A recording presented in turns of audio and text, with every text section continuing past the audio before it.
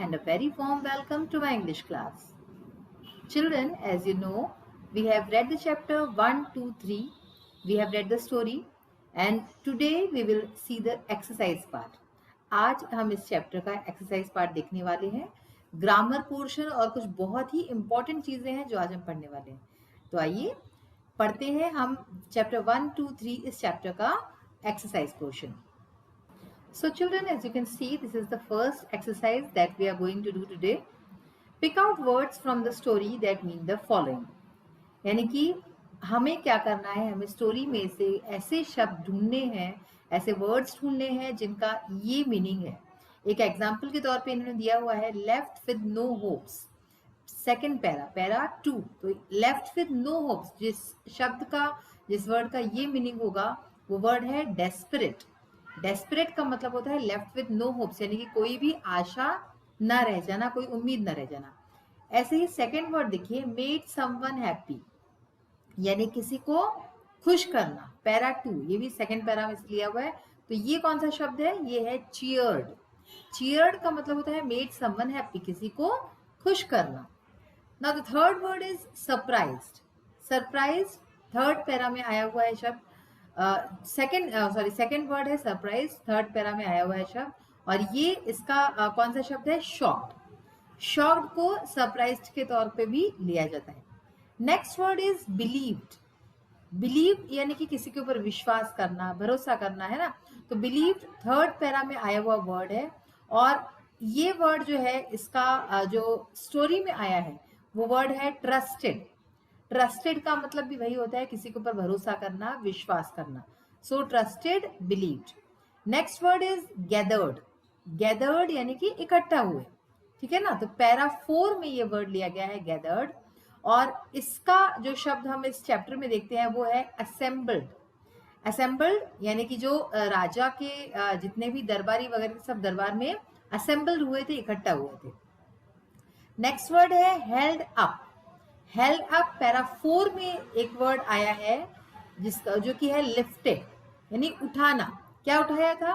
हाथ उठा के उंगलियां दिखाई थी ना पहले 1, तो 1 के आंसर में उस शेफर्ड में 2 उंगली दिखाई. तो ऐसे ही वो हेल्ड अप यानी कि lifted. Next is paid something for doing some good, यानी किसी को कुछ अच्छा करने के लिए पे करना, कुछ देना. पैरा 4 में आया है ये वर्ड और ये वर्ड है रिवॉर्ड. रिवॉर्ड का मतलब क्या होता है? इनाम.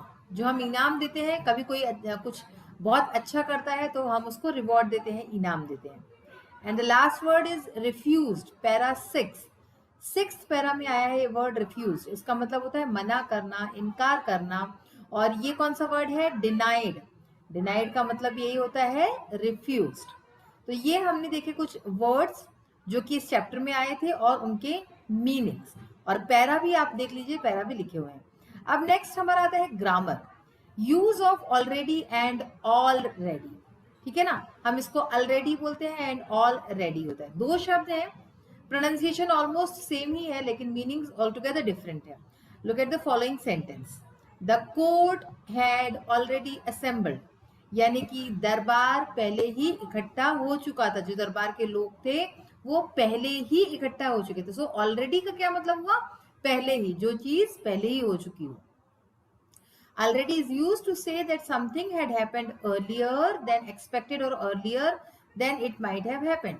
तो already का यूज तब किया जाता है that something had happened earlier, कुछ काम जब पहले ही हो जाता है.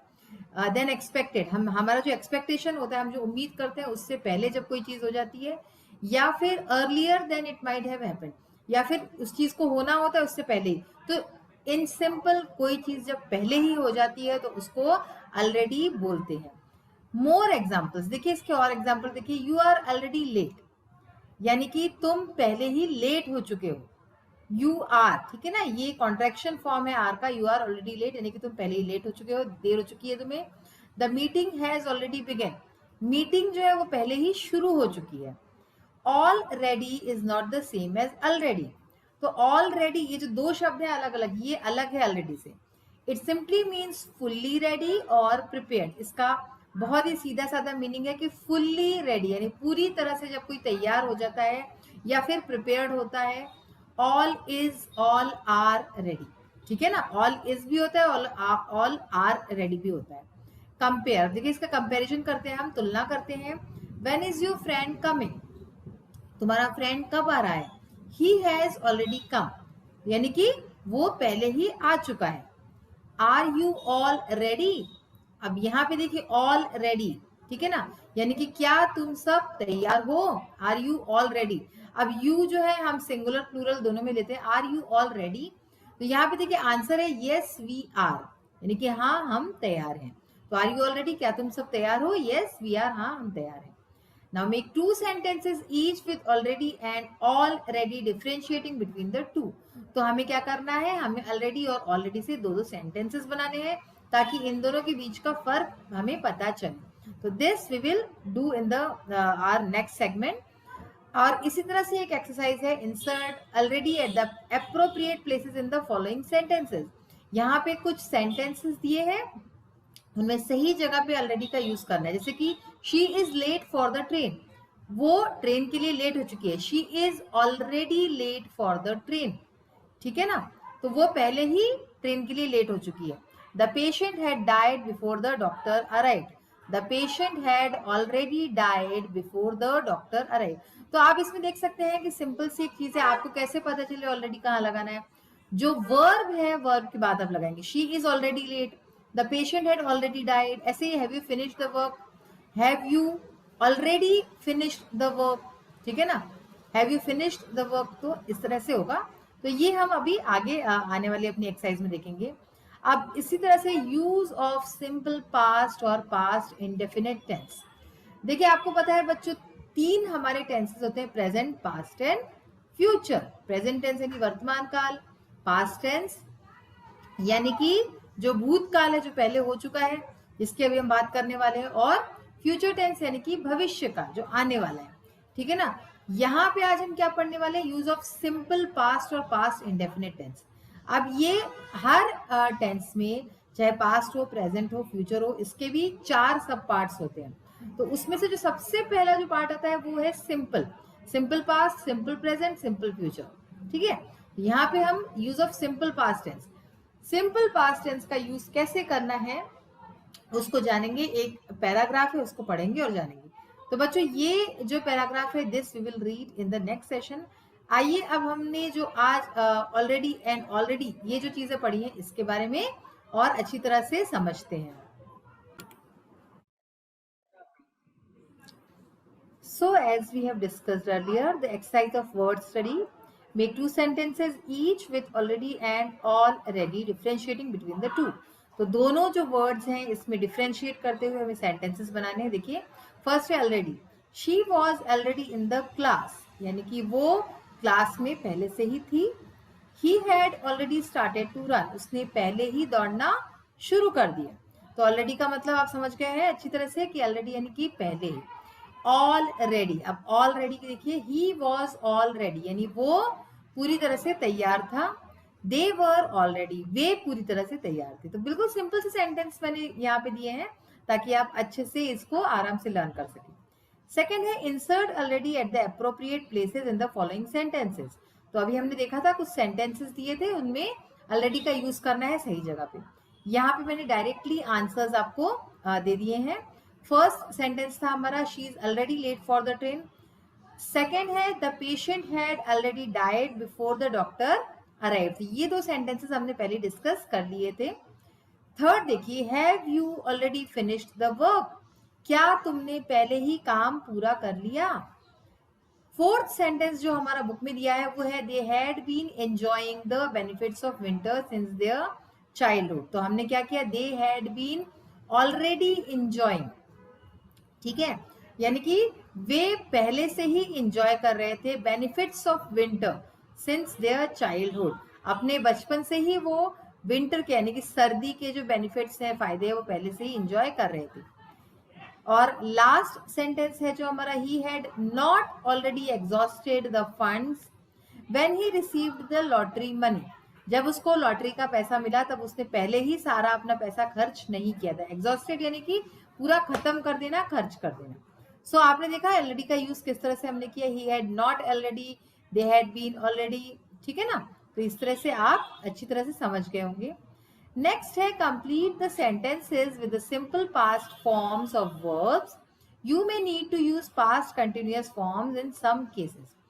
देखिए अभी जो हम पढ़ रहे थे, we will read in the next session कि सिंपल पास्ट टेंस एक्चुअली किस तरह से होता है, और आज जो हम एक्सरसाइज करेंगे उससे आपको और क्लियर हो जाएगा, ठीक है ना। Every day Anshu travels to Patna, यानी कि अंशु रोज पटना के लिए ट्रेवल करता है, यात्रा करता है। Yesterday he was driving his car, कल, यस्टरडे यानी बीता हुआ कल, तो कल वो अपनी कार चला रहा था। व्हेन ही सॉ, अब देखिए ब्रैकेट में वर्ड्स दिए हुए हैं, उसका हमें क्या करना है, सी जो है प्रेजेंट टेंस है तो इसका हमें सिंपल पास्ट टेंस होगा सॉ, सी सॉ सी, ये होता है। तो when he saw a dog in the middle of the road, तो वो कल जब वो कार चला रहा था तो उसने एक कुत्ता देखा रास्ते के बीचों बीच। द डॉग वॉज वॉचिंग, देखिए वॉच लिखा है, ठीक है ना, यानी कि देखना। अब देखिए कहीं कहीं यहाँ पे लिखा हुआ है यूज पास्ट कंटिन्यूअस फॉर्म्स, कहीं कहीं पे पास्ट कंटिन्यूअस यानी कि कंटिन्यूअस यानी क्या, जो लगातार होता रहता है, तो वो भी यूज होगा। तो यहाँ पे the dog was watching the car, कुत्ता जो है वो कार को देख रहा था। Anshu stopped and got out of his car, तो देखिए स्टॉप का स्टॉप्ड हो गया, ईडी लग गया इसमें।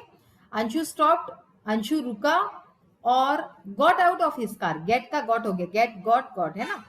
तो और अपनी कार से उतरा। As he was getting out, जब वो बाहर आ रहा था, the dog ran away, run का सेकेंड फॉर्म रैन है ना, सिंपल पास्ट में रैन हो जाता है। तो जब वो बाहर निकल रहा था, डॉग जो था, कुत्ता जो था, वो भाग गया। अंशु वेंट, देखिए गो वेंट गॉन, ठीक है ना, तो वेंट जो है सिंपल पास्ट में लगता है। तो Anshu went back to his car, Anshu अपनी कार में वापस चला गया। While he was getting in the car, अब देखिए फिर से यहाँ पे पास्ट कंटिन्यूअस, जहां पे भी आप आईएनजी देखेंगे, वर्ब के साथ आईएनजी लगा होगा तो वहां पे वो कंटिन्यूअस फॉर्म होता है। अब चूंकि हमने यहाँ पे वॉज लगाया है तो सिंपल पास्ट जो तो पास्ट कंटिन्यूअस है। अगर हम इज वॉचिंग लगाएंगे तो प्रेजेंट कंटिन्यूअस हो जाएगा, ठीक है ना। तो while he was getting in the car, जब वो कार में फिर से बैठ रहा था, द डॉग अपीयर्ड अगेन, तो डॉग फिर से उसे दिखा। अपीयर लिखा है वर्ड, इसका अपीयर्ड हो गया, ईडी लग गया।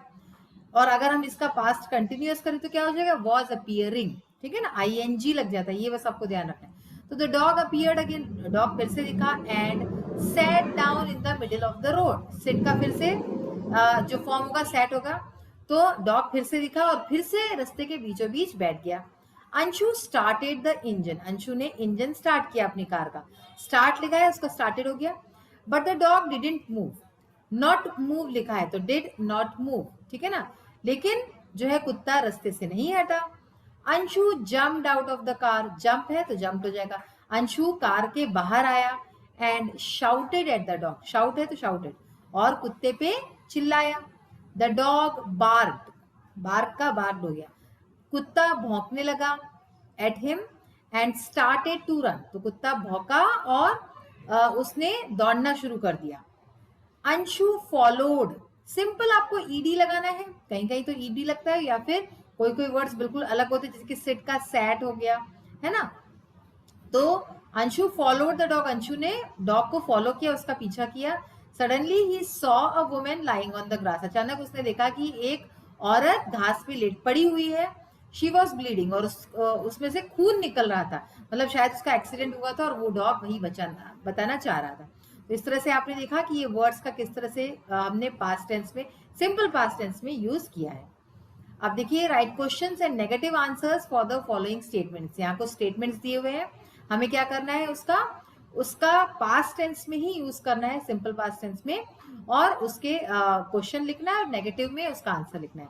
सेंटेंस है शी लॉस्ट हर पेन, उसने उसका पेन खो गया, ठीक है ना। तो did she lose her pen, जब हम क्वेश्चन बनाते हैं पास्ट टेंस का, सिंपल पास्ट टेंस का, तो हम डिड लगाते हैं, बिल्कुल सिंपल सी बात है, डिड लगाते हैं, और जो वर्ब है उसका फर्स्ट फॉर्म यूज होगा, did she lose her pen, बाकी सेंटेंस वही है। She did not didn't lose her pen, यहाँ पे दोनों लिखा है मैंने, आपको एक ही यूज करना है, आप दोनों में से कोई भी वर्ड यूज कर सकते हैं, she did not lose her pen या फिर she didn't lose her pen. Didn't एक कॉन्ट्रैक्शन फॉर्म है, ठीक है ना, यानी कि उसने अपना पेन लूज नहीं किया। तो हम जब भी डिड लगाते हैं, आपको ये बात ध्यान रखनी है, तो वर्ब का फर्स्ट फॉर्म लगेगा, चाहे नेगेटिव सेंटेंस हो चाहे क्वेश्चन। आयशा ड्रोव हर कार स्लोली, आयशा अपनी कार धीरे चला रही थी। Did Ayesha drive her car slowly, क्या आयशा अपनी कार धीरे चला रही थी। फिर से डिड आया तो ड्रोव का फर्स्ट फॉर्म ड्राइव आ गया। एंड वन मोर थिंग कि क्वेश्चन मार्क आपको हमेशा लगाना है। Ayesha didn't drive her car slowly, तो डिड नॉट आ गया या फिर डिडेंट आ गया, आयशा ने अपनी कार स्लोली नहीं चलाई। They were making noise in the classroom, sentence है हमारा कि वे अपनी क्लास में नॉइज कर रहे थे, शोर कर रहे थे। Did they make noise in the classroom, did फिर दे वर मेकिंग है तो यहाँ पे मेक आ गया, ठीक है ना। तो did they make noise in the classroom, they did not make noise in the classroom. तो सिंपल है कि डिड नॉट लग जाता है हमारा जब भी नेगेटिव सेंटेंस बनाते हैं तो, ठीक है ना। My mother came early from office, मेरी माँ ऑफिस से जल्दी आ गई। तो अब इसका क्वेश्चन क्या बनेगा, did my mother come early from office, तो केम का कम हो गया। डिड के साथ मैं बार बार रिपीट कर रही हूँ, डिड के साथ आपको वर्ब का फर्स्ट फॉर्म लगाना है। My mother didn't come early from office, मेरी माँ ऑफिस से जल्दी नहीं आई। ये जो अंडरलाइंड आपको दिख रहे हैं ये हमने यहाँ पे फिल किए हुए हैं। नेक्स्ट है Kumar was sleeping in the chair, Kumar chair पे कुर्सी पे सो रहा था। Was Kumar sleeping in the chair, अब देखिए ये बिल्कुल सिंपल हो गया, यहाँ पे हमने डिड नहीं लगाया। क्या कुमार स्लीप कर रहा था, सो रहा था चेयर पे। Kumar was not sleeping in the chair, तो ये भी एक तरीका होता है कुमार की सेंटेंस को नेगेटिव और क्वेश्चन बनाने का। ही रैन अवे, जब आपका, आप देखिए कैसे पता करोगे, जब आपका सेंटेंस में वर्ब का सेकंड फॉर्म यूज होगा इस तरह से, ही रैन अवे, ठीक है ना, तो आपको डिड लगाना है। Did he run away, he did not run away. तो ये हो गया सिंपल। तो आज हमने ग्रामर की बहुत ही सारी कुछ महत्वपूर्ण चीजें सीखी हैं। इन सब चीजों को आप फिर से एक बार देखिए, रिपीट कीजिए, और हम नेक्स्ट सेशन में और इसको अच्छे से समझेंगे। तो तब तक के लिए take care of yourself, have a happy day, thank you.